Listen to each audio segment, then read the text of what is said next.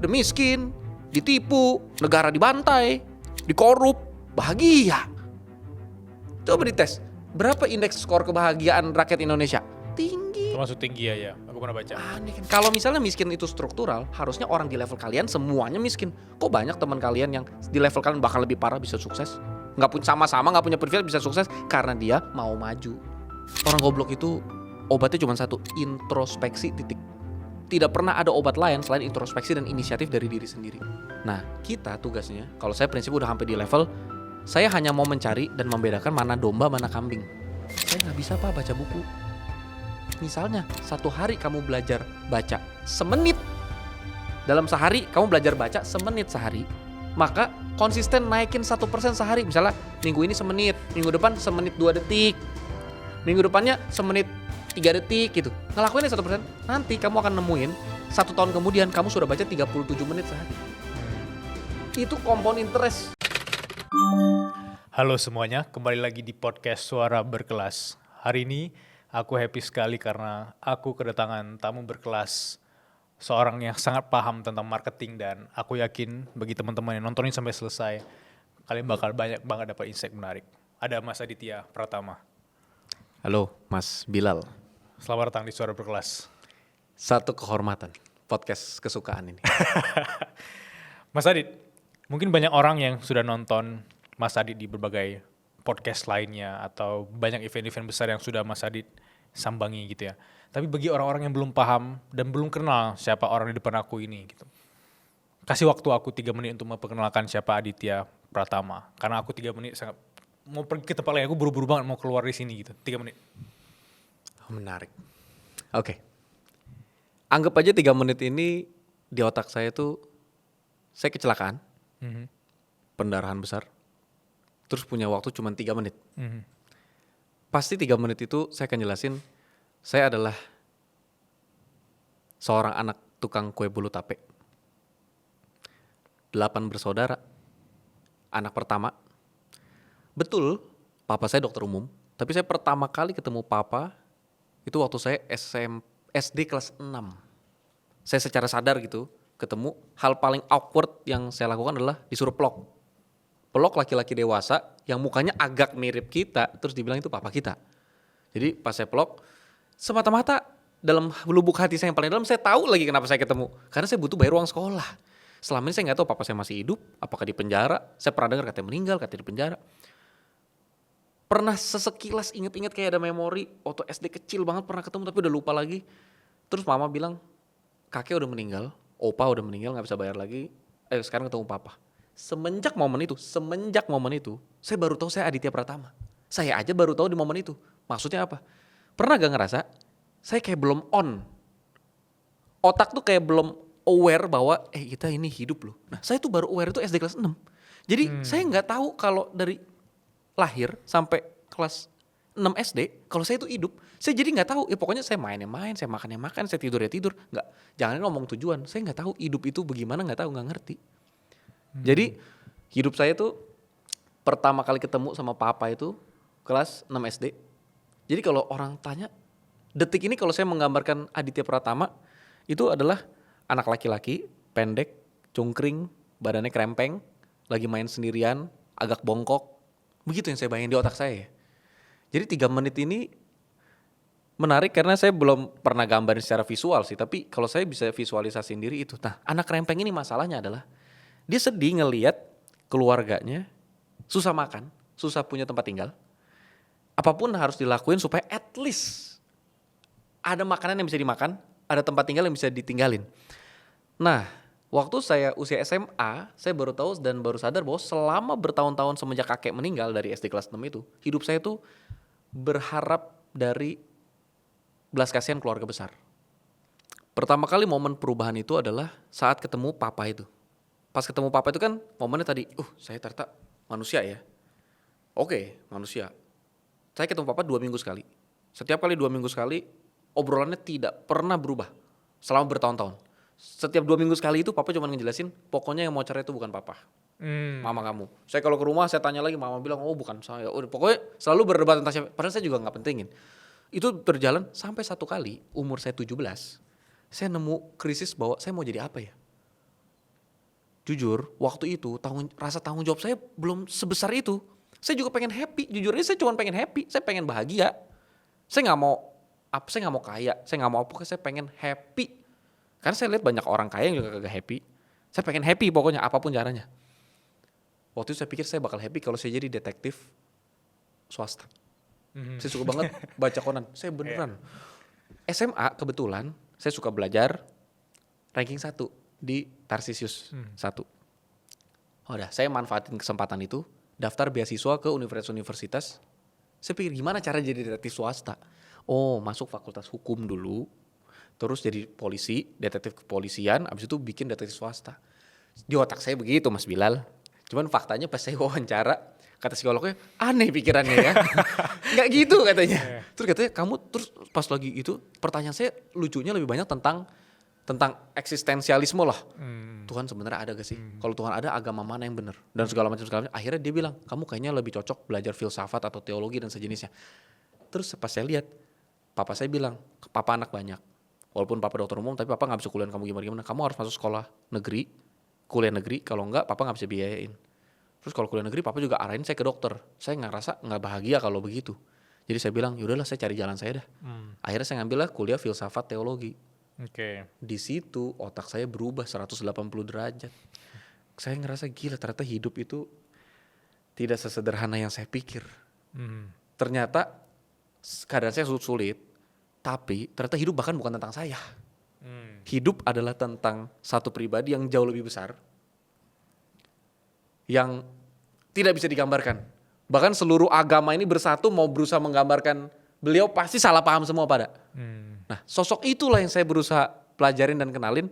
Tapi dalam prosesnya itu, saya jadi mulai tersadar, oh kalau hidup bukan tentang saya harus lebih peka terhadap kebutuhan orang sekitar. Makanya gaji pertama saya itu mungkin 80% keluarnya cuma buat listrik, kontrakan rumah, air, uang sekolah adik, ya segala macam. Tapi di otak saya itulah sukses. Berubah lagi sekitar 2 tahun terakhir. 2 tahun terakhir, saya kehilangan tujuan hidup. Seminggu saya gak mau buka HP gara-gara itu usia saya sekitar 26-27 dah. 26-27, 2 tahun terakhir kan sekarang umur 29 Mas Bilal. 2 tahun terakhir saya berhasil kebeli apartemen buat orang tua. Berhasil kebeli rumah buat diri sendiri, transportasi, pokoknya hidup cukup dan bahagia. Dan saya orang yang gak banyak cincong. Ya pokoknya baju ini udah saya pakai. Saya gak banyak pengen ini pengen itu, gak ada. Sederhana banget hidup saya. Pokoknya ada makanan apa di meja saya makan. Saya kagak ada mikir udah sup. Ternyata hidup saya malah kosong loh. Saya ngerasanya kayak hidup saya udah nggak ada apa dampaknya apa lagi. Sekarang saya cuma hidup untuk menyambung hidup, untuk jalan ke luar negeri, untuk apa sih? Saya ngerasa kayak kagak hidup. Kosong, bener-bener kosong gitu. Hampir balik stres levelnya kayak waktu saya zaman saya kecil. Bener-bener saya saking stresnya tuh saya gak mau pegang handphone. Saya kan kerjanya ngajar marketing. Jadi udah sebulan saya misalnya jadwal ngajar 2 kali, 3 kali. Udah saya ngajar 2-3 kali, abis itu saya handphone kagak pegang lagi, bodo amat. Karyawan nanya, Mas Adit ini kenapa ngilang? Saya bilang udah kerjain dulu aja apa yang bisa dikerjain, saya ada urusan dah. Terus nanti pas saya lagi ngobrol sama istri tiba-tiba saya suka nangis. Hal paling konyol adalah yang agak membantu otak saya ngajak istri main capsa. Kartu, remi, ayo main dah. Itu agak bikin otak saya agak sedikit cair gitu. Istri saya tuh saksi nyata tuh, kamu kenapa katanya? Saya kagak tahu. Di situ saya ngerasa bahwa lucu ya. Saya pikir sukses itu kalau saya bisa berdampak buat keluarga saya. Terus setelah capek kok nggak ada lagi. Ternyata nggak tahu mungkin ya. Saya baru tahu ada namanya poor hero syndrome lah segala macam. Sederhananya saya ngerasanya kayak nggak punya goal buat hidup kalau nggak ada dampak yang bisa berguna buat orang. Nah di situ saya mulai mikir oke, saya harus punya satu project nih. Project apapun itu ini bukan buat nolong mereka, jujur ini buat nolong saya. Jadi please help me, help you help me. Nah bagaimana gitu? Please help me, help you help me. Jadi saya bikin sekolah gratis. Sampai sekarang kagak ada IG-nya, kagak ada apanya. Di daerah Tanjung Duren depan kali, samping Frano Refleksologi ada sekolah TK Akasa. Muridnya ada 20 orang. Terus ya pokoknya apapun yang saya rasa ini berdampak, itu bikin saya kayak punya tujuan hidup. Nah, itu paralel bikin saya jadi semangat kerja, semangat nyari duit. Karena saya tahu duitnya saya bisa pakai buat apa nih. Ya. Walaupun saya tahu persis, kalau ditanya orang kenapa kamu bikin ini, jujur sama sekali gak punya tujuan yang mulia. Tujuan saya seenggaknya saya bisa hidup.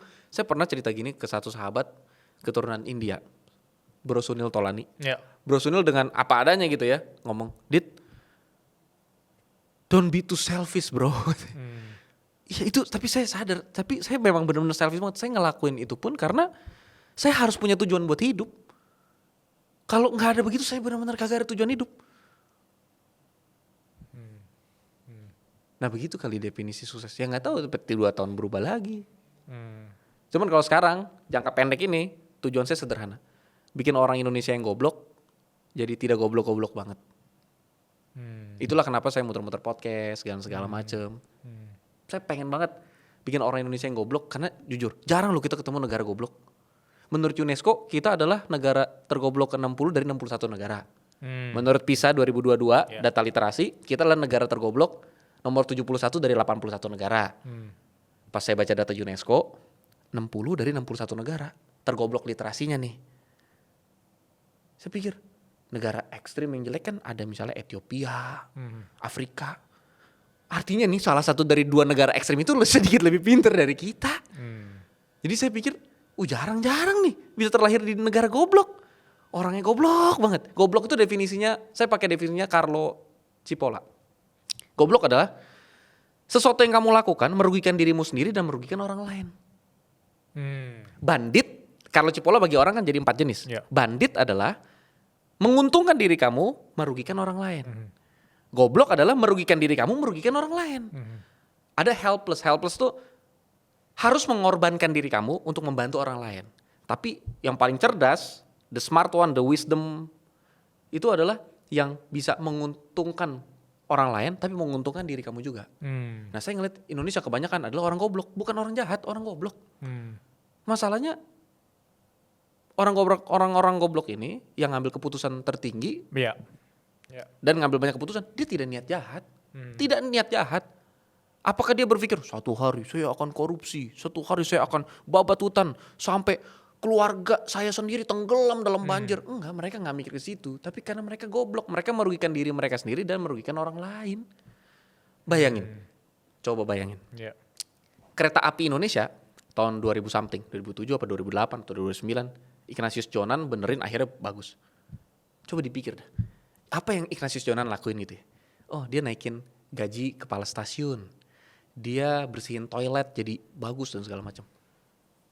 Baik, kita punya bisnis kereta api, monopoli dong. Emang ada berapa perusahaan kereta api sih di Indonesia? Kan cuman KAI kita doang. Tetap rugi.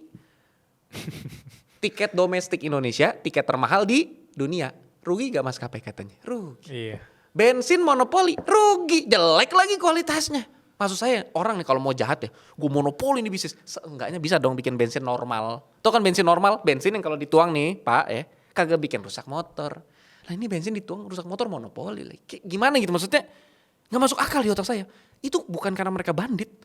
Mereka adalah orang-orang goblok yang merugikan diri mereka sendiri. Karena contoh, kalau mereka korup, mereka mau korup nih kereta api, seenggaknya bikin untung dulu, uang untungnya dikorup dong. Lah ini, untung aja kagak. Sampai mereka saking gobloknya bikin bisnis monopoli yang gagal dan jelek sampai kagak bisa dikorupsiin lagi. Sampai untuk korupsi mereka harus pinter banget, ngerti gak sih? Kan harusnya mereka bikin berhasil, kalau udah kaya raya mereka ambil dikit lah, bikin proyek. Kan itu lebih bandit dong. Ini benar-benar goblok, sampai ngelakuin kejahatannya terlalu goblok. Itulah kenapa kita gemes banget kan, karena kayak ini beda nih ceritanya kalau kita dipimpin sama bandit. Super smart, super intelligent people yang bisa menipu dunia ini, menipu Indonesia dengan cara, ini kan bego banget gitu kayak, tuh tiba-tiba di Cirebon, hah? Saya kaget loh, ada 5,6 hektar kelapa sawit di Cirebon. Saya bisa kaget sih, kagetnya tulus lagi. Saya yakin dia beneran kaget. Nah itu kan bukan dia bandit kan? Emang gimana ya? Gitu maksudnya. Saya tuh punya, nah tapi lucunya gini. Indonesia adalah negara ke-9, pakai data We Are Social 2024 ya, negara peringkat ke-9 di dunia dengan penggunaan sosial media harian tertinggi, 3 jam 8 menit. Itu rata-rata loh mas.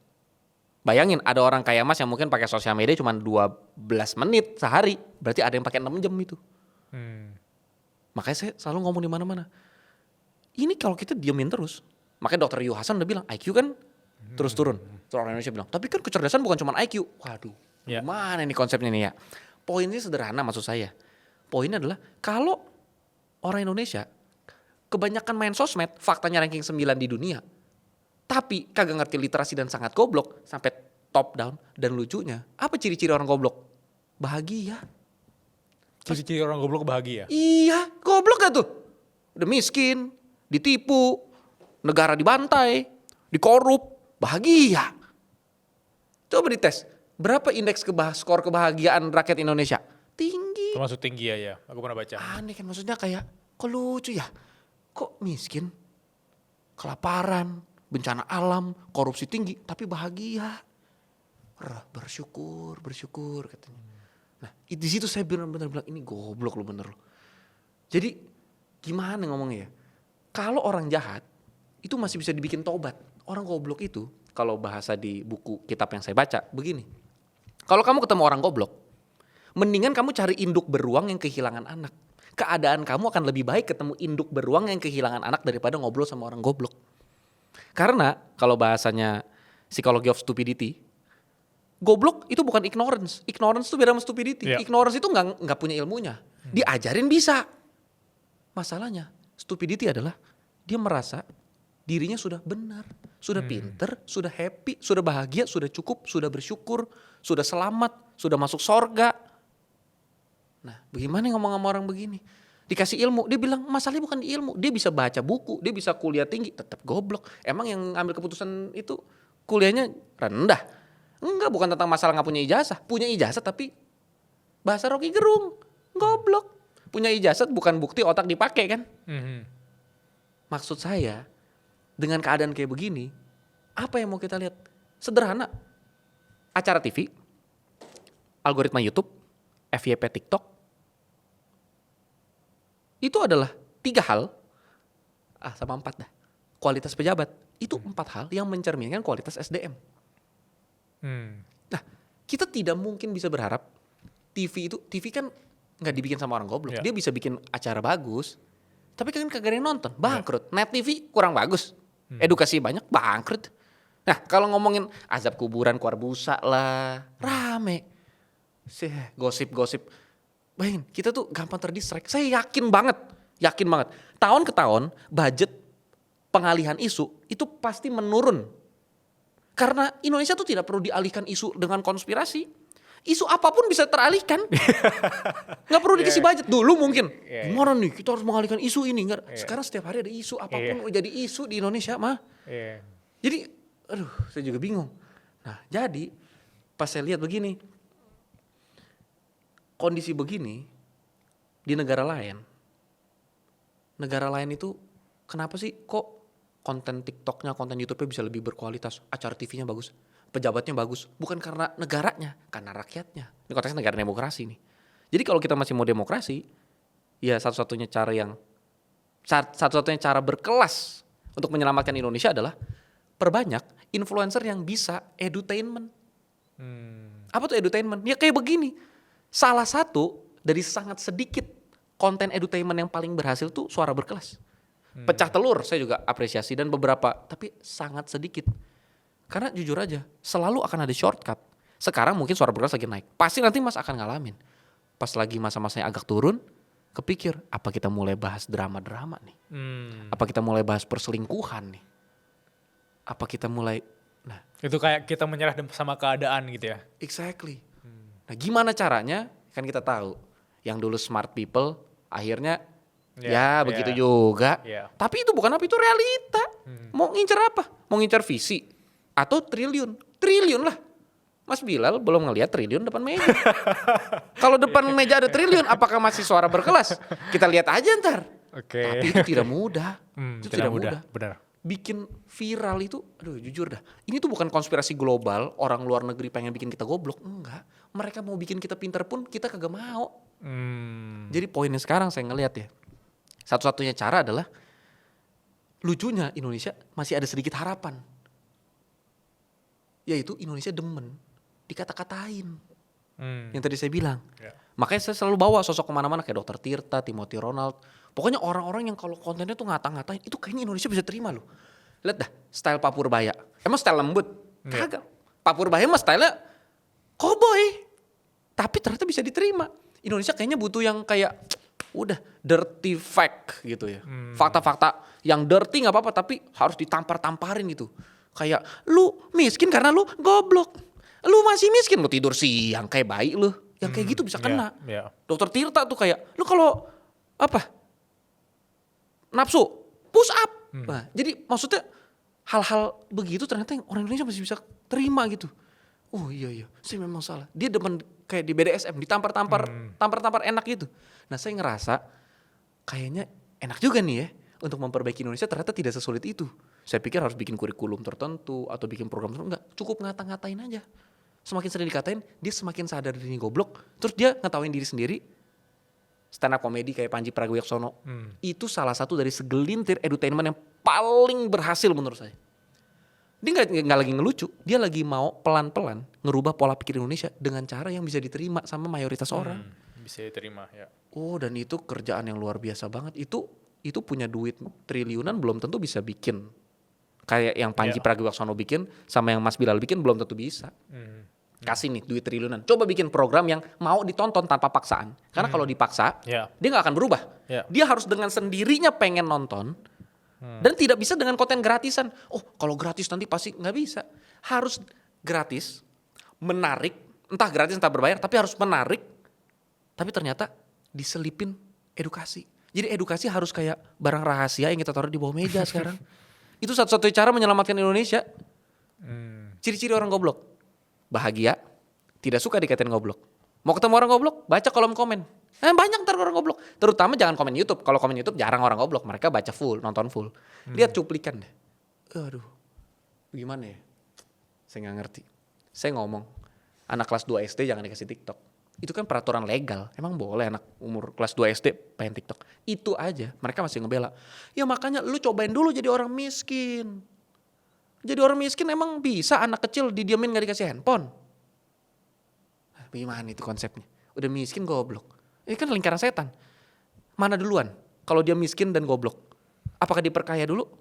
Atau dipinterin dulu? Ya kenapa dia goblok? Ya karena dia miskin. Kalau dia bisa sekolah di tempat mahal, dia gak goblok. Kan orang suka bilang, buat apa sekolah mahal-mahal tapi belajarnya gak penting. Itu karena sekolahnya sekolah kecil, sekolah jelek. Sekolah mahal mah belajarnya penting. Coba kalau survei sekolah tuh yang depan Gandaria City itu. Sekolah yang 1 tahun 700 juta, 1 miliar. Itu mah diajarinnya hal yang penting, makanya kagak goblok-goblok. Makanya orang bayar sekolah mahal banget, karena diajarin yang bener. Nah masalahnya kan sekolah kita, ini jujur ngomong. Tidak semua guru, tapi kebanyakan atau banyak banget, berapa banyak yang nitip absen di tangan jari OB. OB jarinya ada 10, OB sekolah negeri nih.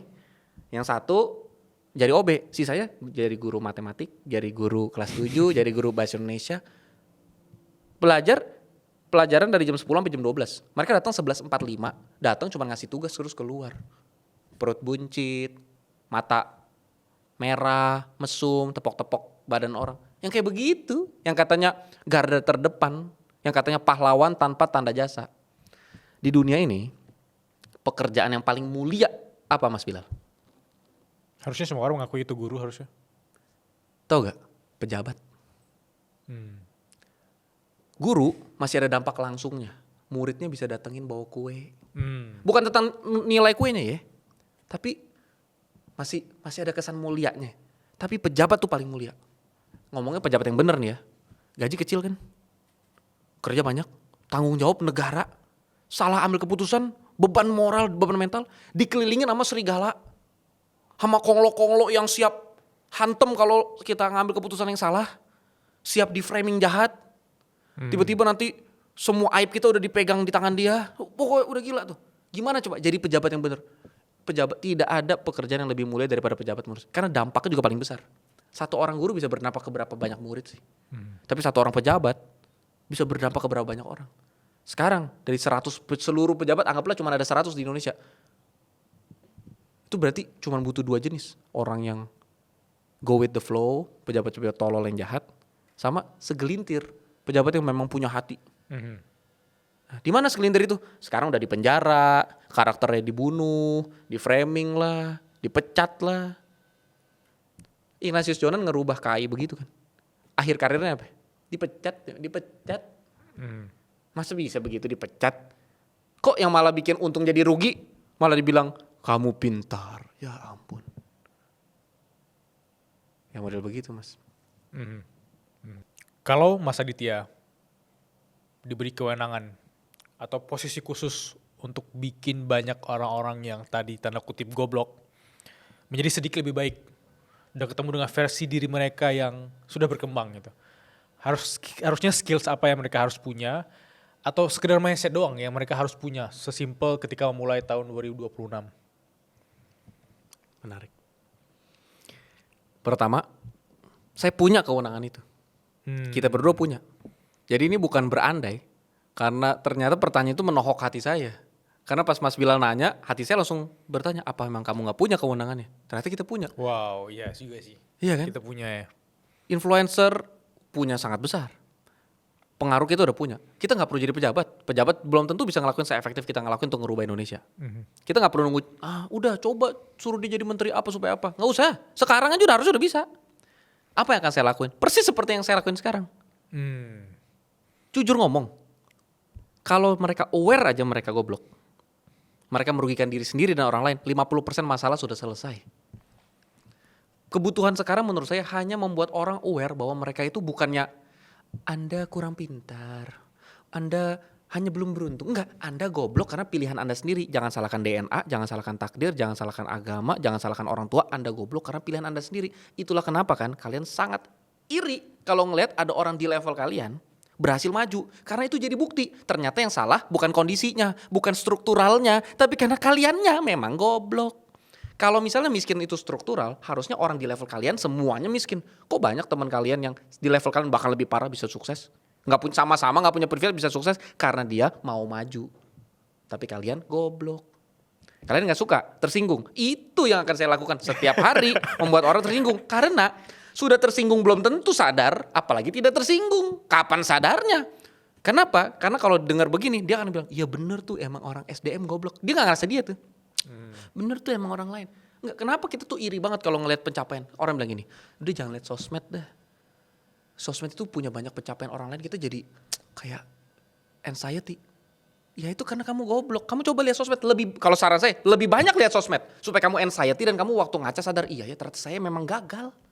Memang bukan gara-gara sosmed saya jadi anxiety, karena saya nggak punya prestasi makanya saya anxiety. Sekarang turunin sosmednya, buka buku tuh jurnal inspirasi kayak apa misalnya makanya mikir kayak apa pokoknya banyak deh buku-buku bagus. Kalau masih nggak bisa, apa Al-Quran, baca Al-Quran dah. Tapi jangan baca Arabnya doang. Arab oke. Baca ini Indonesianya, ngertiin.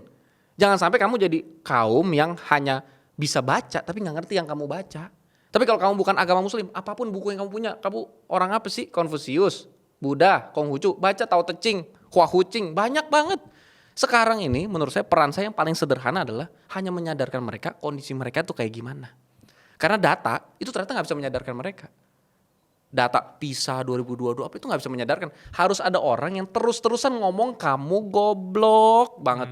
Saya berusaha banget Mas Bilal mencari kata yang lebih goblok dari goblok. Saya coba kamu tolol, kamu idiot.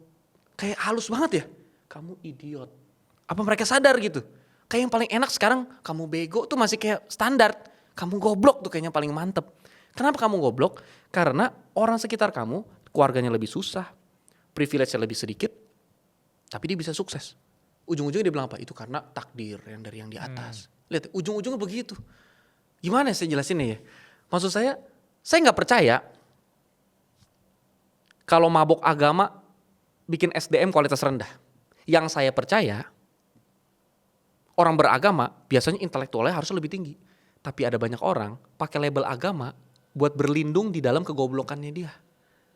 Jadi kalau dia gagal, ya rezekinya belum punya saya. Bukan rezekinya belum punya kamu datang presentasi telat.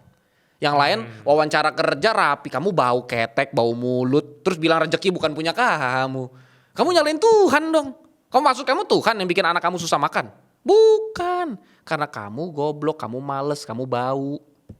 Coba kamu, aku gak punya jodoh ya. Jodoh di tangan Tuhan. Enggak. Jodoh di tangan Tuhan udah dikasih lewat apa? Kamu dikasih mulut buat ngomong, dikasih tangan buat gerak. Lah, kamu cuma berkecimpungnya nonton anime terus, nonton anime. Itu kapan dapat jodohnya? Terus berharap apa sih? Berharap apa gitu dari hidup? Menurut saya orang Indonesia harus lebih realistis. Dan gak perlu jadi ateis untuk realistis. Agama itu harusnya bukan musuh ilmu pengetahuan. Agama tuh teman deket. Masalahnya kamu ngikut agama atau kamu ngikut apa kata Pak Ustadz jadi-jadian. Atau kamu ngikutin apa kata pendeta yang cuma nyari untung. Atau kamu ngikutin cuma cari biksu yang cuma mau duit kamu doang. Kamu harus bedain dong. Tapi faktanya saya dulu berpikir ini kayaknya salah pemuka agama nih. Dulu berpikir gitu. Ternyata enggak. Saya baru tahu. Memang energy attracts energy, people attracts people. Ya memang orang yang matre mencari ustadz yang matre, pendeta yang matre, biksu yang matre. Bukan karena mereka menjadi matre gara-gara di goblok-goblokin sama pemuka agama. Karena mereka matre, mereka cari pemuka agama yang matre. Karena mereka mesum, mereka cari pemuka agama yang mesum. Bukan salah pemuka agama itu. Dia hanya ada karena memenuhi supply demand. Ya ada demandnya, dia kasih supply. Ya karena otak dia mesum, otak kalian mesum, akhirnya ngumpul lah bikin sekte mesum. Kalau otaknya gak mesum, pemuka agama ngomong begitu langsung dibakar. Kenapa ada pasarnya? Ya karena otaknya memang begitu. Menurut saya sekarang masalah Indonesia yang terutama itu adalah kegoblokan itu. Kok bisa kamu merugikan orang lain tapi juga merugikan dirimu sendiri? Kamu maksa harus punya anak banyak. Cuman supaya kamu hidup lebih menderita daripada sebelum kamu punya anak. Kamu maksa harus nikah hanya supaya lebih menderita daripada kamu sebelum nikah. Kamu nikah waktu belum siap, punya anak waktu belum siap. Cuman gara-gara, ya tapi apa kata tetangga, apa kata saudara saya. Ya bodoh amat, emang kenapa? Tapi kok bisa kamu nyalahin orang lain untuk keputusan hidup terbesar kamu gitu. Kamu punya anak akhirnya asal-asalan merugikan dia. Dianya jadi rusak, kamunya juga hidup kamu kan apakah lebih happy punya anak? Enggak, lebih menderita sekarang harus kerja nyari uang apa segala macam.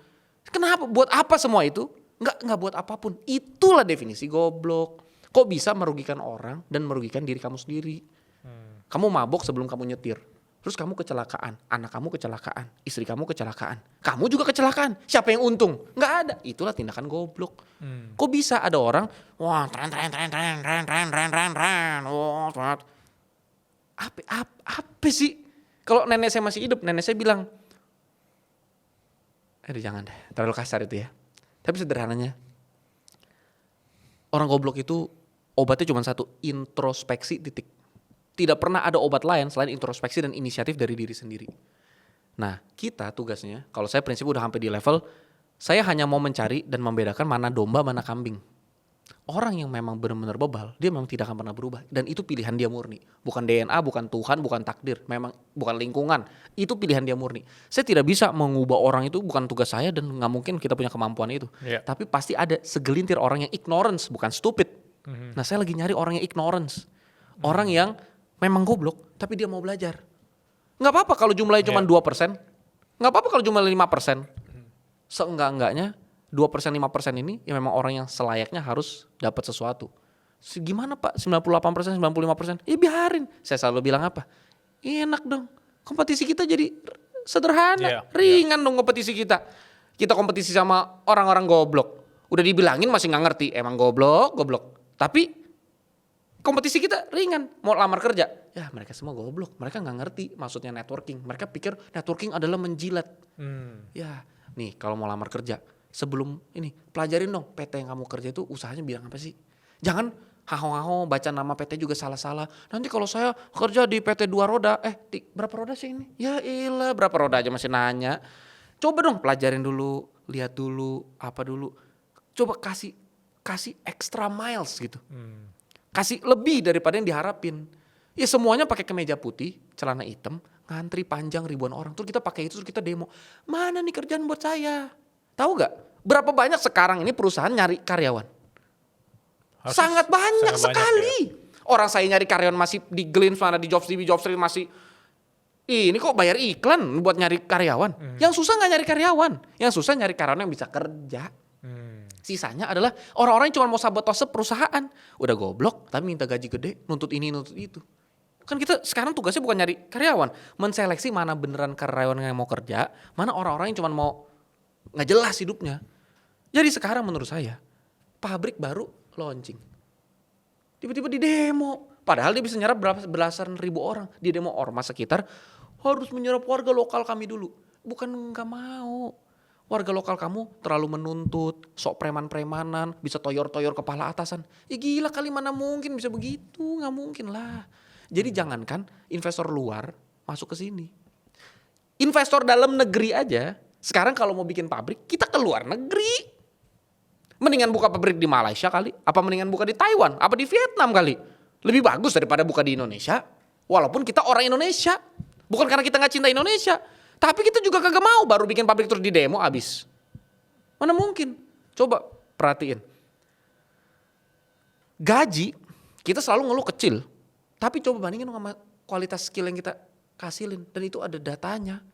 Gap kita, gap indeks antara gaji yang diterima rata-rata karyawan dan hasil kualitas kerja itu jauh banget di Indonesia. Jauhnya keterlaluan. Ibarat kata kalau sekarang gaji orang Indonesia sebulan cuma 1,5 juta pun masih belum lebih tinggi daripada kualitas kerjanya. Apalagi sekarang minta 5 juta, 5,7. Bisa gak pemerintah bikin? Bisa lah. Demi politik apa yang gak bisa? Tinggal naikin aja. Nah terus gimana kalau gak bisa bayar? Jadi sekarang jangan berharap nyalain lagi pemerintah atau udah pasti pemerintah tuh banyak salahnya, udah pasti. Tapi kan yang milih siapa itu kan? Wah itu salahnya kaum 58%. Ya bodoh amat.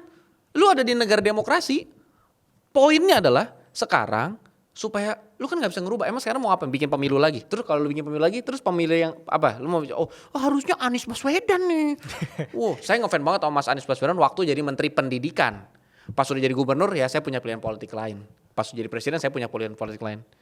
Tapi maksud saya ya, mau siapapun, solusinya gak sesederhana milih presiden. Iya ampun, bagaimana saya ngomong ya.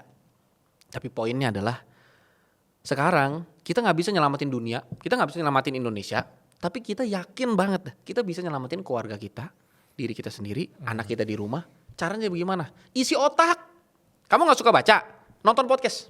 Gak suka nonton podcast, kamu ngapain? Ngobrol, apa? Belajar apa kayak gimana caranya? Ini nonton podcast enggak. Baca gak suka, katanya baca buku. Waduh, gak bisa masuk ke otak. Nonton podcast kepanjangan. Jadi belajarnya lewat cuplikan 30 detik. Itu mah bukan belajar. Maksudnya cuplikan 30 detik bisa bawa kamu kemana sih? Cuplikan 30 detik bisa ngerubah apa buat anak kamu? Gak ada, cuman buat menghibur diri. Apalagi cuplikan cuman sekedar cuplikan yang ngata-ngatain menteri. Bener tuh, tervalidasi. Ya bukan salah gue kan, salah menterinya tuh. Gue miskin. Mama, ada anak-anak kayak nonton nih. Denger ya, keluarga kita miskin, kita susah makan, gak bisa bayar kontrakan. Bukan karena saya, salah. Wah tuh salah siapa tuh? Salah menteri itu, bukan salah saya ya. Jadi selalu salah orang lain. Ya.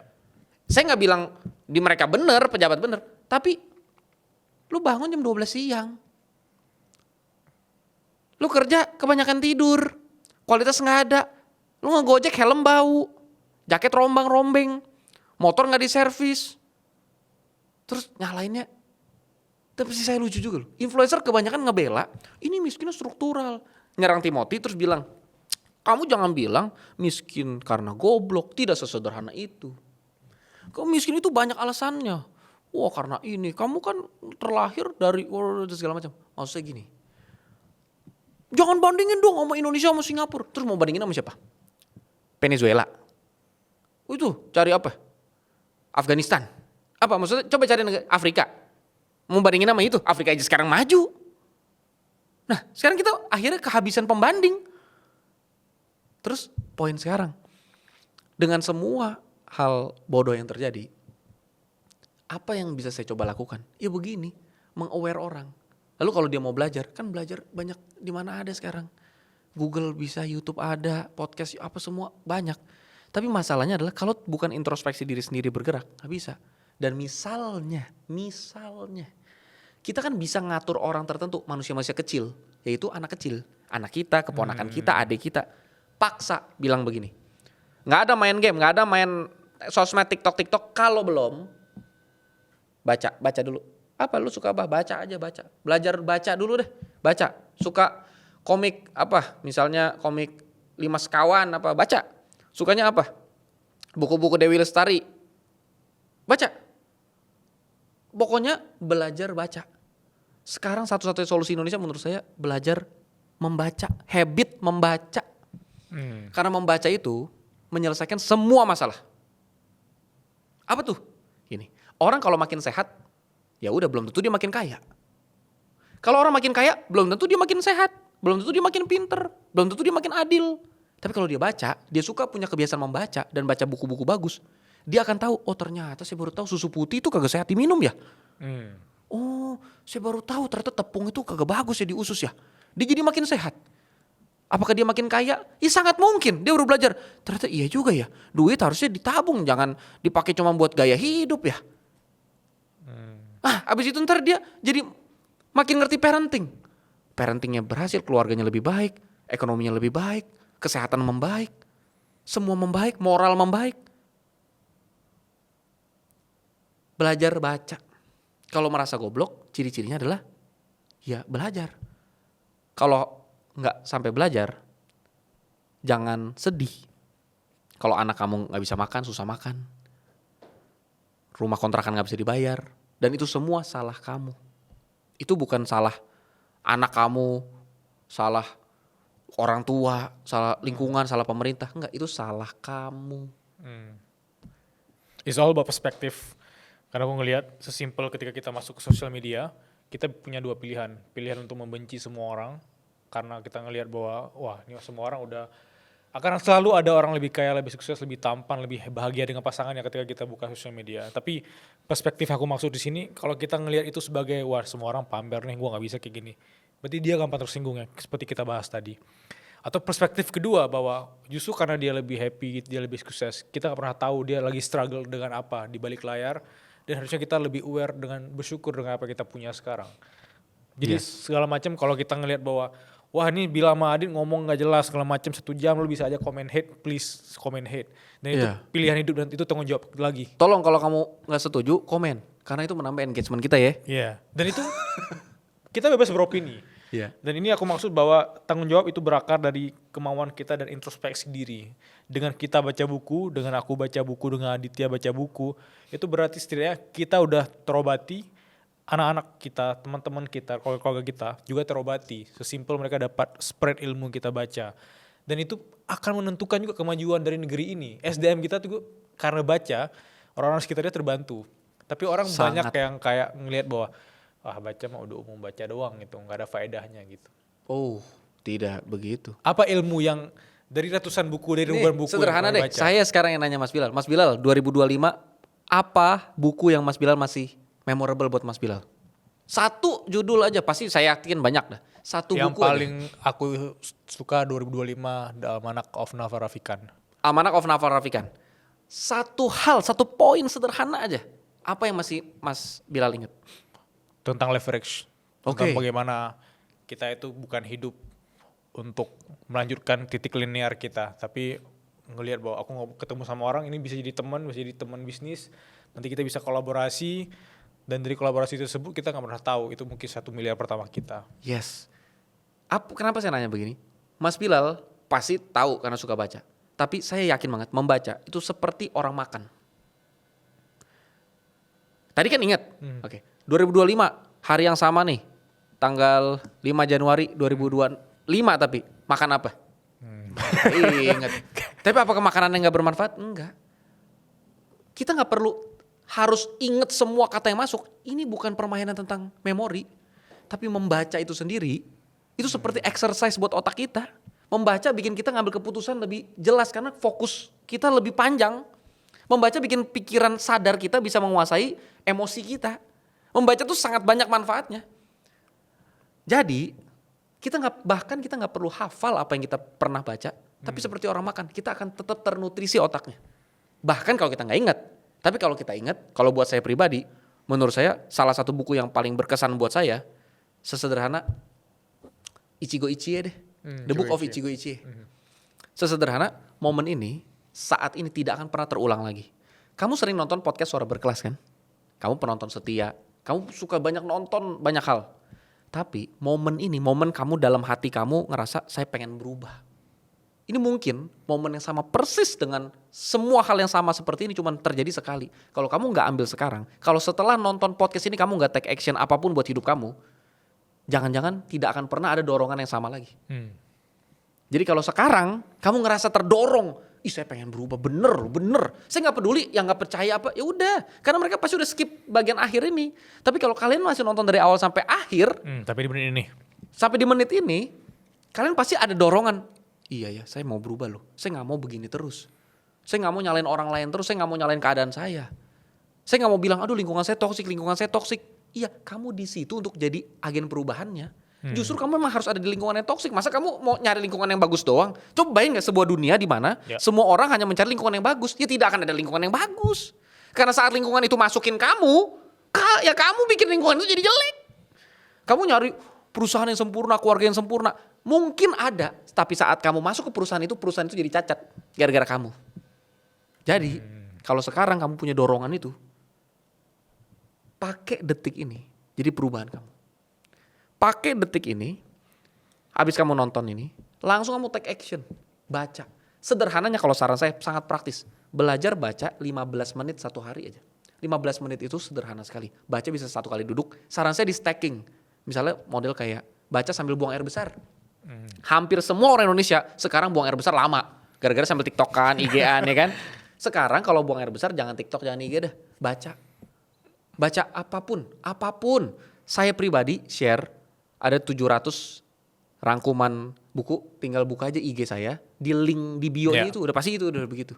Itu nggak ada bayar, nggak ada apa. Download, baca udah. Baca. Kalau nggak mau baca itu, baca apa aja terserah. Yang penting baca. Mungkin kitab suci ya jangan baca di dalam kamar mandi. Tapi bisa banyak baca hal apapun. Baca, raih ilmu bagus. Ini yang baru saya ngomong, saya belajar dari 5 second rules-nya Mel Robbins. Hal berat, hitung aja 5, 4, 3, 2, 1, langsung lakuin. Jangan nunggu nanti 5 menit lagi. Oh iya besok saya mulai, besok nggak bakal mulai. Besok saya mulai. Kawinin Mel Robbins punya sama Start With Why-nya Simon Sinek. Apa tuh? Kamu jangan ngelakuin ini tanpa tahu kenapanya. Jadi setiap kali kamu nanti mulai down, karena kamu pasti akan down, kamu mikirin muka anak kamu kurang gizi, anak kamu masa depan tidak cerah, anak kamu diperkosa orang gara-gara kamu miskin dan kamu gak punya daya kekuatan menolongnya. Pokoknya hal-hal ekstrim mau bayangin dan jagain anak kamu supaya tidak terjadi itu. Dengan cara kamu jadi orang yang lebih sukses, lebih maju, bisa ngasih gizi yang cukup buat anak kamu, kasih pendidikan yang baik. Lalu kalau udah punya semua itu, kunci terakhir, Atomic Habit. James Clear. Apa itu? Jangan nunggu motivasi yang besar karena justru perubahan yang luar biasa dari karakter kamu, musuhnya adalah motivasi yang terlalu besar. Apakah orang yang badannya gemuk gak tahu caranya kurus? Apakah orang malas gak tahu caranya jadi kaya? Semua tahu rahasianya. Kalau orang gemuk jadi kurus ya makan gizi seimbang, istirahat teratur, olahraga. Masalahnya apa? Kapan dia nunggu berubah? Tunggu motivasinya banyak. Musuh perubahan paling besar adalah motivasi yang gila-gilaan. Karena saat kita termotivasi luar biasa, kita baru berharap berubah kan? Dan itulah akhir tahun ini. Ini adalah momen yang paling tidak tepat untuk berubah sebenarnya. Momen paling tidak tepat untuk berubah itu akhir tahun. Karena kamu punya motivasi gila-gilaan membuat jurnal baru, hari baru, hidup baru, tahun yang baru. Dengan motivasi ini, habis itu kamu nonton podcast dan termotivasi oleh motivator. Dengan motivasi itu, kamu akan lakukan apa? Perubahan ekstrim. Kamu tadinya makan burger, cheeseburger sehari 5. Tiba-tiba kamu bilang, mulai besok. Menurut dokter Tan Sot Yen, saya cuma mau makan selada timun tomat. Makan selada timun tomat. Oke, tempe rebus, tahu oke. Berapa lama? Sehari? Seminggu? 2 minggu? Abis itu apa? Enak, gak akan mau berubah lagi. Mulai hari ini, saya mau mulai baca buku karena Pak Gita Wirjawan bilang. Oke, baca buku. Sehari baca berapa? Sehari baca 3 jam. 3 jam, gile. Orang manusia rata-rata dalam 15 menit bisa baca 10 halaman. Berarti dalam 1 jam dia bisa baca sekian halaman tuh, 40 halaman. Kalau 3 jam kamu bisa baca 120 halaman. Bisa gak? Bisa. Saya yakin ada orang-orang yang langsung bisa. Oke, sehari, seminggu, 2 minggu, habis itu hilang. Karena kamu ngelakuin di depan dan kamu pikir itu yang benar. Enggak. Dan kamu pikir masalah perubahan kamu adalah karena kamu tidak konsisten dan tidak berkomitmen. Enggak. Kamu bukan tidak berkomitmen, kamu salah dalam melakukannya. Kamu bukan butuh komitmen, kamu bukan aduh Pak saya emang orangnya kurang komit. Enggak, kamu orangnya komit. Tapi kamu mulai dengan cara yang salah. Jadi supaya kamu tidak salah, itu kayak orang olahraga tiba-tiba langsung push up 1000 kali, otot kamu pecah. Pecahnya benar-benar sampai cedera, udah sampai kagak peradangan otot kali itu. Jadi mulailah sedikit lebih baik setiap hari. Kalau mau belajar baca 15 menit. Tapi Pak, saya itu semangat banget, saya bisa Pak baca 2 jam. Tidak boleh baca 15 menit sehari. Udah, tapi saya masih semangat, gak usah baca. 15 menit sehari titik, batasin. Jadi batasnya perubahan itu justru bukan minimal enggak. Maksimalnya pokoknya kamu kalau mau berubah. Kamu tadi makan apa? Burger 5. Oke. Mulai sekarang kamu putusin. Minggu ini kamu makan burger sehari 3 aja. Gila, apa sehatnya pasar gede? Udah, lakuin dulu seminggu. Pasti bisa dong 5 burger jadi 3 burger. Yeah. Seminggu, 2 minggu, 3 minggu. Turunin 2 burger. Terus jadi dari 1 burger ganti, jangan burger. Ayam goreng dah. Masih enak kan? Terus begitu, pelan-pelan udah ayam goreng. Bikin jadi ayam bakar, masih enak kan? Ayam bakar boleh pakai kecap dulu, nggak apa-apa. Begitu terus. Kamu jangan ngelihat, tapi Pak lama banget. Iya, karena kamu lupa apa keajaiban ke-8 di dunia ini menurut Albert Einstein? Compound interest, bunga majemuk, bunga yang berbunga.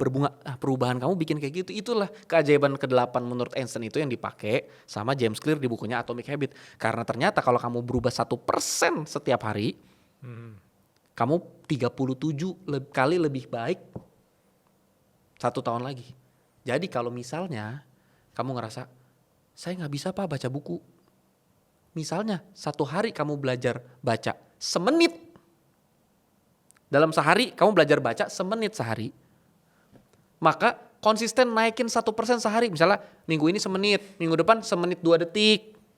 Minggu depannya semenit 3 detik gitu. Ngelakuinnya 1%, nanti kamu akan nemuin 1 tahun kemudian kamu sudah baca 37 menit sehari. Itu compound interest. Artinya perubahan itu hanya akan terjadi secara serius, konsisten kalau kamu tidak punya motivasi yang gila-gilaan. Yang kedua, kamu melakukannya itu pelan tapi pasti. Pelan. Nah semua ini obrolan kita emang dapetnya dari mana? Ini dari buku. Apakah buku gak berguna? Teori dan praktek itu tidak pernah or tapi and. Tidak pernah atau tapi dan. Jadi percuma dokter kalau bayangin gak seorang dokter kagak ngerti teori cuman praktek dong, mati tuh pasien. Tapi kalau cuma teori dong gak ngerti praktek, mati juga. Semua orang butuh teori dan praktek. Teorinya belajar, prakteknya enggak.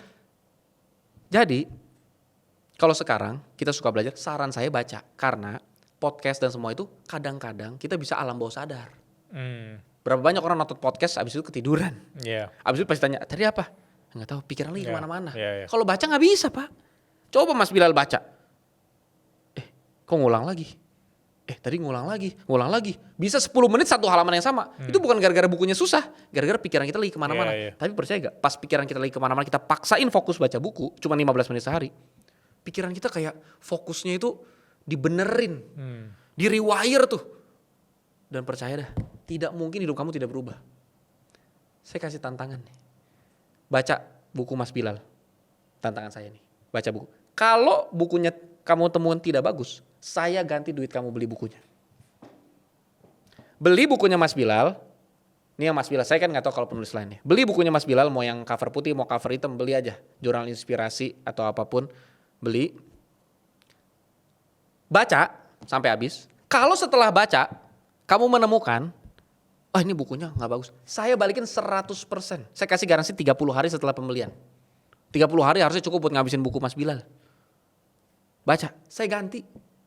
Tapi sekarang ini bukan tentang lagi kemampuan berubah. Karena lihat tadi teman kamu yang lebih parah, saudara kamu yang lebih miskin, lebih bodoh bisa sukses. Berarti masalahnya bukan di kemampuan, di lingkungan enggak, di kemauan. Kamu mau gak berubah? Dan ingat Ichigo Ichie, ini momen mungkin tidak akan pernah terulang lagi seumur hidup kamu. Ini momen kamu. Kamu ambil keputusannya hari ini, asik udah kayak jualan asuransi ya. Apa kita jual asuransi aja begini? Ya itu menariknya dari orang-orang yang baca buku. Sesimpel kayak tadi seorang Aditya menggambarkan bahwa semua aksi kita itu adalah compounding dari apa yang kita konsumsi, which is baca. Kayak tadi menjahitkan bukunya 5 Second Rules, Mel Robbins, tiba-tiba ke Simon Sinek, Start With Why, tiba-tiba masuk ke Atomic Habits. Itu tanda bahwa orang itu memang sudah membaca dan dia mengumpulkan semua bacaan dia dan diaplikasikan ke hidupnya dia gitu. Karena nggak cukup baca buku satu doang kita baca, nggak cukup untuk dipraktekkan gitu ya. Yes. Di zaman kreator ekonomi kayak sekarang, semua orang berlomba-lomba untuk hasilin cuan dari dunia digital. Tapi faktanya nggak semua orang tahu bahwa kita bisa menghasilkan uang dari satu website builder doang. Kita bisa jualan kelas, bikin digital produk, book konsultasi, sampai bikin e-book, bikin tulisan-tulisan atau karya-karya kita dijual langsung dan orang semua bisa ke sana untuk langsung check out di sana. Jadi kita bisa sambil tiduran 24 jam kita tidak harus mengontrol website builder tersebut, tapi uang bisa tetap masuk dari karya kita. Aku bakal kasih solusinya. Solusinya ada di Link ID atau Linkit dan aku udah pakai Linkit sejak tahun 2022 dan itu memudahkan sekali kalau kita sebagai kreator menghasilkan uang dan semua orang bisa akses karya kamu di sana. Misalnya kamu penulis kayak aku. Kamu bisa bikin e-book, even orang-orang bisa konsultasi sama kamu dengan bikin appointment di sana. Dan mereka bisa menentukan jadwalnya, menyesuaikan dengan jadwal kita sebagai penulis. Bahkan yang menariknya, meskipun kamu belum punya produk digitalmu sendiri, kamu bisa affiliatein produk orang di Linkit. Dan itu luar biasa banget. Banyak kreator-kreator di luar sana nggak punya produk sendiri, tapi bisa hasilin 2 digit, 3 digit per bulan di Linkit. So, bagi teman-teman yang belum bikin Linkitnya, tunggu apa lagi? Langsung bikin sekarang. 3 pertanyaan dari teman-teman suara berkelas. Pertanyaan pertama dari Muhammad Iqbal. Dia tanya, halo Mas Adit, kira-kira marketing apa ya yang paling efektif untuk kita terapkan 2026? Namanya guerrilla marketing. Guerrilla marketing. Guerrilla marketing itu adalah apapun yang low budget tapi high impact. Apapun yang low budget tapi high impact.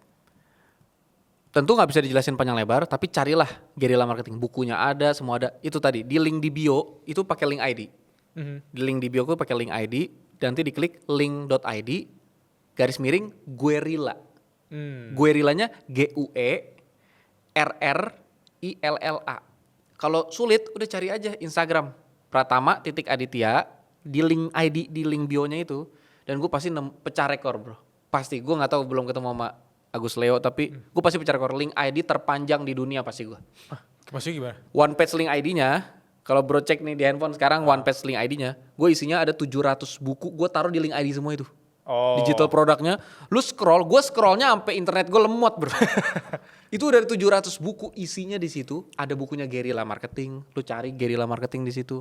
Banyak hal, tapi menurut gue pertanyaannya harusnya bukan tentang marketing apa yang kita harus terapin, tapi kenapa kita harus terapin? Maksudnya gini, jangan ngomongin marketing bisnis segala macam, gak udah. Ngomongin marketing diri sendiri. Marketing itu akan kepake buat nyari jodoh pakai marketing. Nyari kerja pakai marketing. Nyari podcast ini pakai marketing. Nih sekarang saya bedah. Pasti belum pernah ada yang bedah begini. Saya mau orangnya demen belak-belakan. Saya bedah nih. Kenapa saya sekarang ada di podcast favorit saya? Salah satu podcast favorit saya. Saya suka Magna Talk, saya suka Endgame, saya suka Suara Berkelas. Kenapa saya ada di Suara Berkelas? Teknik marketing low budget. Mas Bilal tahu saya pertama kali gara-gara CDM. Betul gak? Ya. Kalau saya nggak DM Mas Bilal, mana mungkin Mas Bilal tahu saya? Mungkin tahu lewat di Explore. Ya, tapi nggak pernah masuk kan? Saya DM. Apa DM-nya? Langsung nawarin, nyeles. Nggak gitu dong, guerrilla marketing nggak main gitu Pak. Kenalan aja. Saya apresiasi doang kan.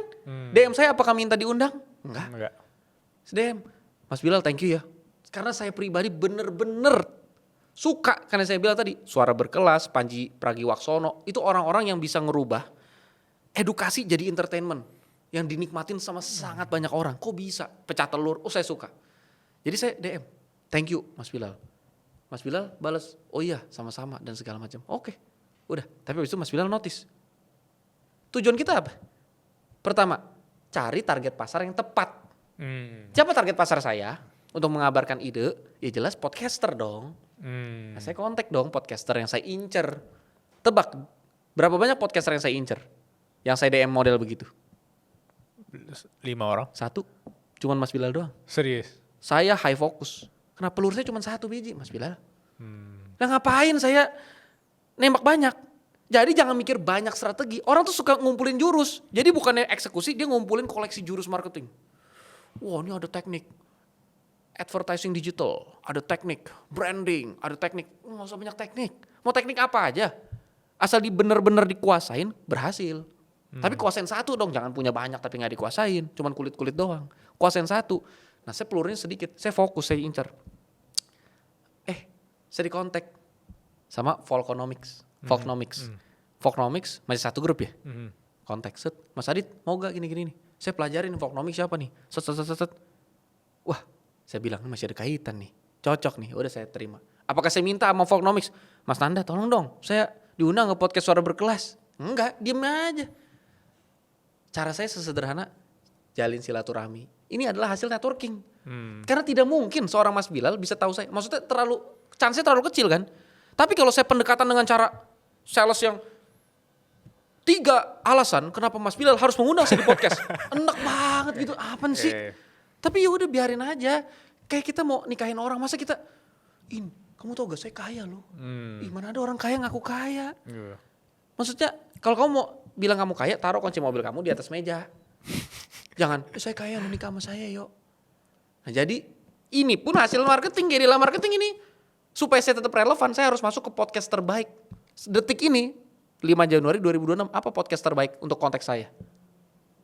Edutainment, yang jangkauannya paling besar, yang paling punya dampak bermanfaat positif dan memang fokusnya ke situ. Di Indonesia paling besar sekarang Suara Berkelas. Ini top notch-nya nih. Kalau saya masuk ke sini, abis dari podcast ini, diundang nggak podcast lain? Muter lagi kan? Ya udah masuk aja. Menurut saya marketing yang harus difokusin 2026, guerrilla marketing, low budget, high impact. Wow, itu bagus banget sih. Itu by the way teorinya J. Conrad Levinson, itu bukan saya bikin sendiri ya. J. Conrad Levinson, bukunya udah ada, bisa download gratis silakan. Tahun berapa? 1980-an. Oh udah lama ya? Iya. Itu downloadnya di link ID itu ya. Iya. Ya, tapi itu bagus sih. Maksudnya selama ini aku juga memakai POV low budget marketing. Tapi di mata orang kan kayak orang ngelihat wah Aditya nih pasti banyak banget nih uangnya untuk marketing gini. Wah ini Bilal sih pasti banyak banget nih budgetnya. Padahal dengan kewarasan kita, dengan kreativitas kita, low budgetnya bisa disulap jadi kelihatan mahal gitu ya. Oh luar biasa. Sangat luar biasa. Apalagi saya Cina ya kan. Masa orang Cina high budget. Alright, kita ke pertanyaan kedua. Pertanyaan kedua dari Kania. Dia nanya, halo, aku penasaran kira-kira konsep sukses versi kalian itu seperti apa? Apakah konsep itu hanya dilihat dari kacamata materi atau jabatan doang? Atau ada sukses versi yang aku tidak ketahui? Aku suka pertanyaan ini, jangan-jangan Kania Cita ini. Bisa jadi, tapi nggak di Kania second account ya. Tapi gini nih ya, saya tahu jawaban yang kalian ekspektasikan. Orang tuh punya ekspektasi jawaban gini, enggak kok, sukses itu enggak cuma tentang itu. Sukses itu tentang rasa penuh di hati. Sukses itu tentang mencapai hal-hal kecil. Gitu kan yang kalian pengen denger kan? Kawan, kalau terprediksi begitu bukan gerila. Kamu tahu sukses itu apa? Sukses itu, satu, ini sangat praktis. Kamu jangan bilang kamu sukses kalau kamu masih jadi beban buat orang tua kamu hidupin kamu, ngasih makan kamu tinggal masih numpang di ketek mereka. Kalau kamu tinggal di rumah mereka, walaupun mereka nggak minta duit, kamu bayarin listriknya. Itu sukses tuh. Sukses itu naik busway 4.000, 5.000, tapi kamu bisa sekolahin adik kamu. Itu sukses tuh. Sukses itu sederhana, nggak abstrak, nggak rasa penuh diet, nggak usah banyak begitu-begitu. Tapi sukses itu pasti ada bentuknya. Kalau kata kitab saya, semua orang akan dinilai seperti pohon, dinilai dari buah-buahnya. Kamu mau bilang pohon kamu paling bagus, pohon kamu paling hebat, buahnya kamu asam, pahit, bau lagi. Kamu mau bilang kamu sukses karena hati kamu penuh, tapi kamu makan sehari-hari masih minta mama. Kamu mau bilang hati kamu tuh sukses karena kamu tuh mindfulness. Kamu tuh sukses karena walaupun kamu gagal tapi kamu terus berjuang. Enggak. Tetap mau apapun yang kamu pikir kamu sukses, detik ini kamu jadi beban gak buat orang? Kedua, siapa yang kamu bantu? Kalau kamu belum bisa bantu orang lain, terus kamu bilang, hidup ini tidak perlu dikenal orang. Perlu dikenal. Bukan untuk kamu keren, tapi kalau nggak dikenal, artinya kamu nggak punya dampak pada siapapun. Jangan-jangan kalau kamu mati hari ini, kagak ada yang datang ke kuburan kamu. Gara-gara kamu beban. Mungkin yang datang debt collector kali. Jadi detik ini, sukses adalah tidak pinjol, tidak judol. Itu sukses tuh. Definisinya sangat sederhana, praktis. Pertanyaan ketiga dari Anissa Putri. Dia nanya, bagaimana harusnya aku anak 20-an sekarang yang masih bingung tidak tahu mengejar apa di hidup ini? Kalau ada saran, silakan. Yang tidak tahu harus mengejar apa. Emang kenapa harus mengejar apa? Nggak harus sebenarnya. Nggak harus ngejar apa-apa emang. Jadi kagak usah ngapa-ngapain, karena hidup kagak perlu ada yang dikejar-kejar. Menurut saya sih begitu. Harusnya seperti apa? Menurut saya kita develop diri kita sampai sesuatu yang mengejar kita, jangan kita yang mengejar sesuatu. Kita mengejar duit makin kabur, kita mengejar customer makin kabur. Tapi kalau kita punya sesuatu ntar juga kita dikejar. Tugas marketing itu kan bukan mengejar pemasaran, tapi memperkenalkan diri sampai orang tertarik sama kita. Itu tugas marketing. Memasarkan itu adalah memperkenalkan diri ke orang yang tepat. Karena kita punya value yang tepat, makanya dia tertarik sama kita. Tapi kalau kita kejar, kenapa kita harus kejar sesuatu? Karena orang yang itu kagak mau, makanya kita kejar. Coba logika nih. Ini ada target, ini kita. Kita harus kejar sesuatu. Kenapa kita kejar dia? Ya karena dia kabur. Kenapa dia kabur? Karena dia tidak cocok sama kita. Kenapa kita harus mengejar impian atau mengejar pasangan? Cobain orang yang mengejar pasangan. Ya karena dia nggak cocok dengan standar orang yang dikejar itu. Jadi bukan tentang kejar-kejaran ini. Ini adalah tentang menyadari bahwa kita hanya akan mendapatkan apa yang kita layak dapatkan. Nggak usah ngotot buat dapetin apapun. Perbaikin aja diri kita, upgrade diri kita. Ntar juga semesta akan memberikan yang sesuai. Kalaupun semesta tidak memberikan yang sesuai, seenggaknya kita akan punya hati yang cukup penuh untuk tidak memaksa diri. Tapi kalau mau rekomendasi buku tentang hal itu, saran saya coba cari buku yang namanya Big Panda and Tiny Dragon. Aku belum pernah baca. Big Panda and Tiny Dragon. Big Panda and Tiny Dragon. Itu buku sejenis The Boy, The Mole, The Fox, and The Horse. Sejenis itu. Sebenarnya itu kayak semacam buku anak-anak. buku anak-anak. Big Panda and Tiny Dragon. Tapi dalam konteks ini, saya saranin baca Big Panda and Tiny Dragon. Menurut saya itu sangat sederhana. Sangat membantu. Dan kalau nggak ngerti bahasa Inggris, udah ada ringkasan bahasa Indonesianya itu semua ringkasan di link ID tadi itu ringkasan bahasa Indonesia, baca aja. Kalau udah baca, kamu akan nangkap apa yang saya maksud bahwa ternyata tersesat adalah salah satu cara menemukan. Ternyata tidak mengejar sesuatu adalah salah satu cara mendapatkan.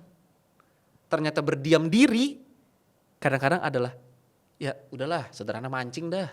Orang ngejar apa sih pas mancing? Kagak ngejar apa-apa. Yang biarin ikan yang makan umpan kita. Coba kita kejar-kejar. Ya kabur itu semua ikannya. Mancing emang harus tenang, harus sabar. Tapi masalahnya kalau umpannya bau, kecil, busuk, ya kagak ada ikan yang mau makan. Tugas kita bukan ngejar-ngejarin ikan. Makan nih umpan saya, makan nih umpan saya. Umpan kamu kecil, bau, busuk. Perbaikin umpan kamu sesuai gak sama jenis ikannya. Kalau udah sesuai, udah bagus, tungguin aja. Ntar pasti digigit. Kalau gak digigit, seenggaknya kamu akan puas dalam perjalanan kamu memancing. Asik, udah siap dipotong kayak podcast suara berkelas tuh ya. Udah kebayang tadi mau di mana itu. Parah emang di suara berkelas nih. Alright, Mas Adit. Sebelum kita tutup, the worst advice yang pernah seorang Aditya dengar. Nah ini the worst advice. Masalahnya gini ya, saya kalau nonton suara berkelas, bagian worst advice-nya ini, saya ngerasa itu sometimes masih too good to be true. Worst advice yang kali ini saya dedikasikan dalam konteks advice yang memang benar-benar worst yang tidak boleh didengarkan. Oke? Oke, Jadi- siap. Jadi ini benar-benar bahkan bukan sebuah advice. Oke. Hidup jangan pernah bersyukur. Karena waktu kamu penuh rasa syukur, kamu gak punya ambisi apapun lagi, mencari apapun. Biarin hidup kamu seperti orang yang hatinya kosong, hatinya hampa, nyari segala sesuatu di dunia ini tapi tidak pernah kamu dapatkan. Tapi ternyata nanti yang penuh hatinya orang lain. Dan saat kamu sadar hatinya orang lain penuh karena pencarian kamu yang tidak penuh-penuh itu, pelan-pelan hati kamu penuh. Itu worst advice apa good advice ya, kagak tahu deh tuh. Kenapa itu worse? Karena saya yakin kalau orang tidak bersyukur, dia akan lebih baik. Dia akan punya ambisi, tapi akan menghancurkan diri dia. Tapi kalau dia berhasil lewat proses penghancuran diri dia, mungkin dia akan jadi manusia berkualitas dan bermakna buat orang lain walaupun hatinya kosong. Tapi menurut saya itu salah satu cara buat nolong orang lain di sekitar. Fase awal untuk nolong orang lain, menurut saya salah satunya itu. Tapi itu kan enak kalau worst advice. Apa pernah di fase itu? Sedang di fase itu. Karena menurut saya yang saya lakuin sekarang sedikit banyak nggak sesuai sama sekali sama yang saya mau. Saya maunya tuh jadi orang yang sangat bersyukur. Maunya jadi orang yang konten. Saya pengen jadi orang yang mindful. Tapi detik ini di fase hidup saya nggak bisa jadi orang yang mindful bersama dengan orang yang ambisius. Karena saya ambisius, mindfulness semua itu hilang di detik fase hidup menurut keyakinan saya. Kata Pak Mas Panji ya kan, menurut keyakinan saya nih. Saat saya mau berdampak buat orang, saya butuh uang yang lebih banyak. Sekarang uang saya sedikit. Saya cuma bisa buka 1 sekolah gratis, 20 murid di Tanjung Duren. Kalau saya punya 2 triliun, saya bisa buka 1000 sekolah gratis. Saya butuh buat bikin sekolah gratis. Tapi saya nggak bisa ngelakuin itu dengan cara bersyukur, mindfulness, konten, whole, nggak bisa. Sekarang yang saya lakuin adalah saya jual jiwa saya ke setan, saya jual jiwa saya ke dunia ini, saya jadi orang sematerialistis, seambisius mungkin yang bisa saya jadi, sambil berharap dalam perjalanannya satu hari saya menemukan diri saya dalam serpihan-serpihan itu. Serpihan diri saya yang hancur, karena itu menurut saya satu-satunya cara saya jalanin hidup sekarang. Saya nggak tahu cara lain. Kalau saya tahu cara lain mungkin saya udah jalanin. Tapi detik ini, saya ngerasa saya sudah cukup muak untuk hidup dalam mindfulness, wisdom, dan konten. Konten dalam artian maksudnya penuh gitu. Sekarang saya rasa saya lagi proses ngancurin mindfulness itu buat kejar ambisi. One day kalau itu terpenuhi, harapan saya sendiri masih bisa terselamatkan. Harapan saya tidak berubah menjadi sesuatu sosok monster yang saya tidak kenali. Makanya saya bingung, itu worst advice apa bagaimana? Karena menurut saya itu jelek. Cuman itu sesuatu yang saya rasa bagus. Itu memang sampai detik ini tuh masih paradoks buat otak saya. Karena saya belum bisa menemukan titik equilibrium antara konten utuh rasanya, tapi juga ambisi gitu. Saya belum bisa nemunya. Nah kalau harus pilih, saya udah kelamaan pilih mindfulness begitu. Gimana sekarang caranya saya hancurin diri saya, rasanya kosong, rasanya bangun tidur tuh kosong. Terus kan tadi kalau ngikutin rel paham banget bahwa tujuan hidup saya palsu banget. Tujuan hidup saya adalah membantu orang lain hanya semata-mata supaya saya punya tujuan hidup. Itu kan bahkan bukan membantu yang tulus kan? Kan harusnya membantu gak begitu kan? Nah saya masih jadiin itu tujuan hidup. Dan mungkin dengan worst advice ini orang jadi belajar bahwa it's okay kalau belum punya solusi atas satu permasalahan atau belum punya jawaban atas satu pertanyaan. Ya seenggaknya apapun jawaban kamu, nyatakan jawabannya, konsisten dengan jawabannya. Nah saya nggak cari posisi aman, makanya worst advice saya begitu. Dan aku juga sempat ketemu beberapa kata-kata atau kalimat-kalimat bahwa memang in order to pick something new harus ada yang dikorbankan. Banyak hal yang harus dikorbankan, termasuk tuh mindful tadi. Banyak orang yang kayak Albert Einstein, Mike Tyson, kita ngeliat suksesnya doang, tapi yang dikorbankan banyak sekali mungkin pertemanannya, waktu dia dengan keluarganya, waktu dia dengan dirinya sendiri. Dan itu hal yang wajar. Dan yang paling bahaya adalah memang yang dikorban itu identitas diri. Itu yang paling bahaya. Nah itulah kenapa saya bilang saya berharap setelah saya melakukan semuanya, saya masih bisa menemukan identitas saya. Karena waktu saya konten dan mindful pun saya tidak menemukan identitas saya. Di buku The Boy, The Mole, The Fox and The Horse ada pertanyaan kan.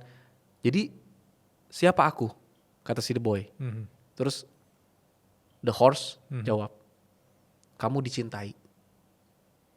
Nah itu agak membuat saya sedikit, satu pertama bingung, tapi habis itu kayak merinding dan ngerasa, Dia nanya, jadi siapa aku? Hmm.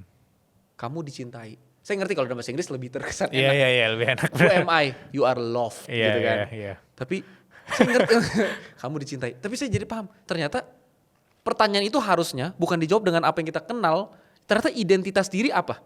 Saya berharap one day setelah saya sudah hancur segala sesuatunya, identitas diri saya, demi mencari apapun yang sekarang saya cari, pengakuan orang, rasa senang karena berbuat baik, apapun itu, saya berharap one day saya nggak kehilangan identitas diri, bahwa saya dicintai.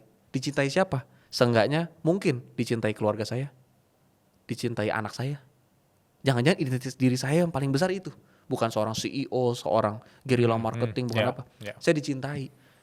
Dan untuk dicintai, saya merasa kalau saya dalam posisi yang buruk, hancur dan jelek dan bau, lalu saya dicintai, saya merasa cintanya kok kayaknya tulus ya. Iya, iya. Ya itulah kenapa saya sekarang lagi ada di fase itu. Fase mencoba semacam menjual diri saya ke setan. Karena saya pengen tahu harganya berapa sih emang. Kayak semacam mana nih? Ini jiwa gue jual ke lu, kasih gue duit berapa? 2 triliun, 20 triliun. Nah 20 triliunnya gue bantu pakai buat orang, walaupun itu nanti tindakan yang sangat selfish kan, sangat egois, dan orang akan bilang melakukan hal yang baik jangan dengan cara yang buruk. Ya biarin. Mungkin di dunia ini ada serigala yang jahat, ada domba yang diancam jadi korban. Mungkin saya ini adalah anjingnya, anjing penjaga. Saya tidak setulus domba, tapi saya tidak jahat seperti serigala, setidaknya di pikiran saya. Dan tugas saya sekarang adalah jagain serigala ini, walaupun domba juga takut sama saya. Mungkin dia bilang, kamu jahat, kamu egois, kamu narsis, kamu NPD.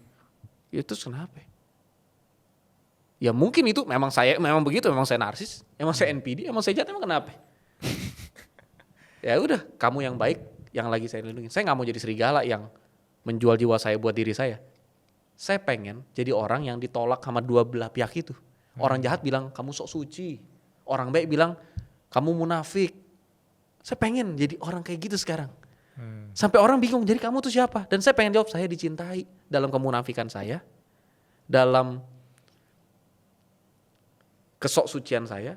Ternyata masih ada anak saya yang mencintai saya, masih ada istri saya yang mencintai saya. Cukup buat saya udah. Dan kalau nanti one day ditanya, kenapa kamu melakukan semua itu? Kenapa kamu gak tulus nolong orang karena nolong orang? Ya karena saya gak tahu caranya nolong orang yang tulus, saya gak tahu. Saya tahu itu sesuatu yang baik, tapi hati saya sulit.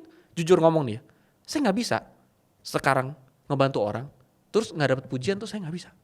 Hati saya rasanya kayak kosong. Saya pengen kalau saya bantu orang, orang itu senyum terus bilang makasih Mas Adit. Saya pengen gitu. Dari saya miskin, saya udah narsis kayak orang tolol begitu. Waktu uang saya sehari cuma 15.000, saya bisa pakai 12.000 buat beli bubur buat nenek-nenek yang ada di jembatan penyeberangan depan Sumber Waras. Setiap hari, setiap pagi saya lewat situ, saya mau ke Petamburan, saya beliin bubur dulu buat tuh nenek. Bukan untuk menolong orang susah loh. Untuk menolong diri saya sendiri, dan saya seneng pas nenek itu bilang, makasih ya Mas Adit. Itu yang saya seneng, jujur aja. Tapi baru-baru ini saya belajar, ternyata bentuk intelijensi paling cerdas itu bukan IQ tapi metacognition. Apa tuh metacognition? Bukannya berpikir, tapi berpikir tentang pikiran kita. Menyadari pikiran-pikiran kita. Orang bahasa kerennya self awareness. Saya bersyukur detik ini seenggaknya saya tahu saya itu orang yang seperti itu. Saya orang narsis. Coba berapa banyak orang narsis yang sadar dirinya narsis? Saya salah satunya. Saya sadar orang, saya narsis ya. Kok saya nolong orang? Saya seneng kalau ketemu sama orang tua di sekolah gratis itu, orang tua bilang, kalau salam sama saya, Mas Adit gitu. Saya seneng itunya, kalau gak ada itunya saya mungkin gak lakuin tuh sekolah. Dan ketika orang ngelihat versi Adit ini, dia bisa aja nganggap itu gak worth advice. Ya. Kalau kita nonton versi siapa, si A, si B, si C. Ya seringnya gak jadi worth advice kan. Ya, sering kayak gitu. Iya. Tapi that's why you are di suara berkelas gitu. Seribu message yang berbeda. Jadi kalau hari ini kita hidup, menurut saya gak usah terlalu pusing apa kata orang. Bahkan level lebih dalamnya, gak usah terlalu pusing apa kata kita. Dulu kita suka bilang ini, tapi bagaimana kalau tetangga, gimana kalau saudara? Bahkan sebenarnya tetangga sama saudara saya, kita kan kagak ngomong apa-apa kan. Iya. Suara siapa tuh yang di dalam pikiran kita? Kita. Kita kita, bukan suara tetangga. Suara kita tentang tetangga kita. Suara kita tentang saudara kita. Tapi nanti mama saya pasti, oh itu suara siapa tuh? Itu suara kita, bukan suara mama kita.